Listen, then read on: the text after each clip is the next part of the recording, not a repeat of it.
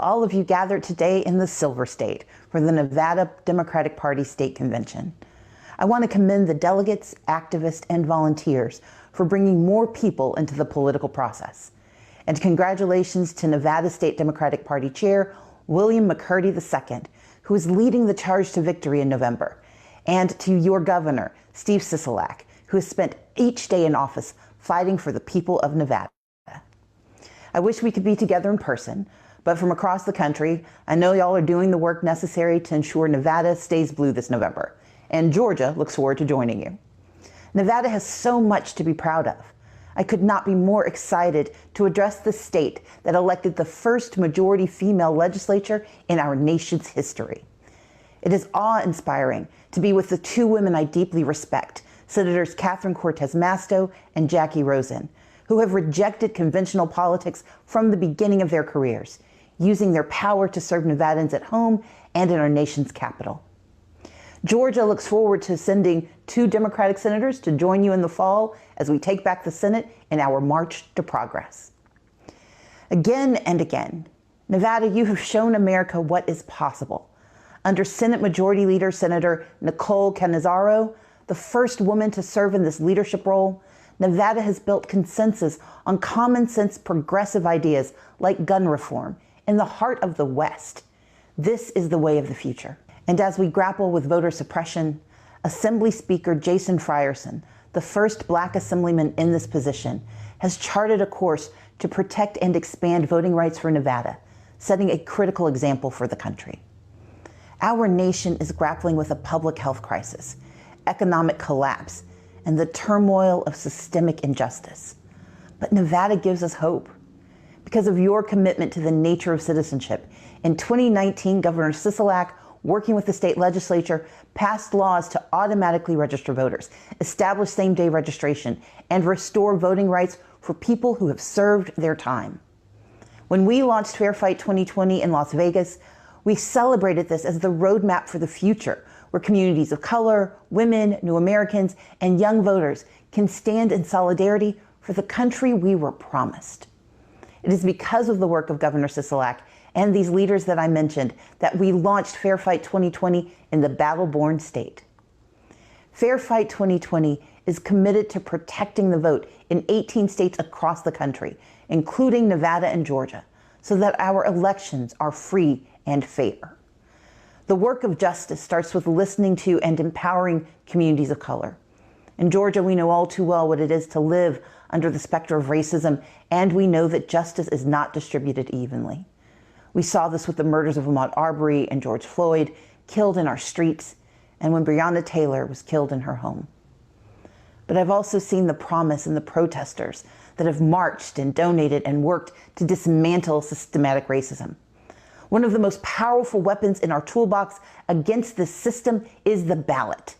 Right now, voting is threatened not only by the coronavirus pandemic that has upended the world, but by the current occupant of the White House who refuses to respond. This could not have come at a more critical time, as the federal government works in concert with Republican officials who fear what we know to be true. The empowerment of communities of color, women, and young Americans means the rejection of their politics. So voter suppression is their playbook, because without it, there is no path to victory for Republicans and no future for Donald Trump. We saw their playbook at work this past Tuesday, where voters, mostly Black and brown Americans, suffered from incompetence and malfeasance at the hands of Republican secretaries of state, a lack of adequate training and resources, and failure to prepare the protections this pandemic requires. No American voter should sacrifice their health to exercise their constitutional right to vote. With the COVID-19 pandemic claiming countless lives, a waning economy leaving millions unemployed, and a social contract severed by systemic racism, we find ourselves being confronted with the question of not just what does our nation value, but who it values as well. And as we take this moment to examine our nation's values, we must also reassess who is leading the way forward. At this current moment, a change is needed now more than ever, starting at the top of the ticket. That is why we know Joe Biden is going to win the White House in November by keeping Nevada blue and making sure Georgia joins in. Fair Fight 2020 will continue to defend the rights of all voters and protect the rights Democrats have fought for voters since my dear friend and leader John Lewis crossed the Edmund Pettus Bridge. We must ensure that the voting rights bills signed into law by Governor Sisolak are the beginning of a transformation in all of our states. While we need to fight against voter suppression, we also need to ensure that we successfully implement reforms so that we retain our power and never have it taken away through illegitimate means. Just as they will target communities of color at the ballot box, they will also target them in the 2020 census. That is why I also launched Fair Count, an organization to ensure a fair and accurate count in the 2020 census in Georgia and across the nation. The census steers nearly $1.5 trillion a year for critical services like healthcare and education. It guides the drawing of lines for political districts and school zones. It also dictates reapportionment and informs businesses and employers about opportunities for growth and economic development.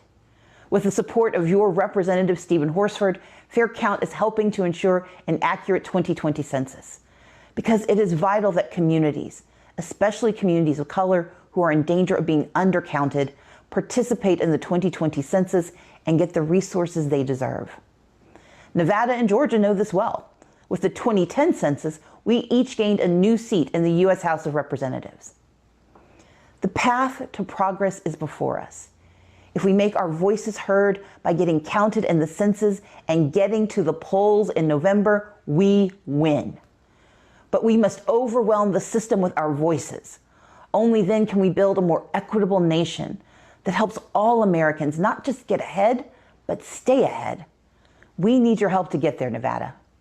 You have the power to help pave the way towards the next great American moment, where people of all races, creeds, and backgrounds have the chance to forge their own destiny. From Reno to Las Vegas, Elko to Carson City, and everywhere in between, I call on each of you to get involved in the fight for free and fair elections today. So together, we can build our better tomorrow. Thank you, and let's get it done.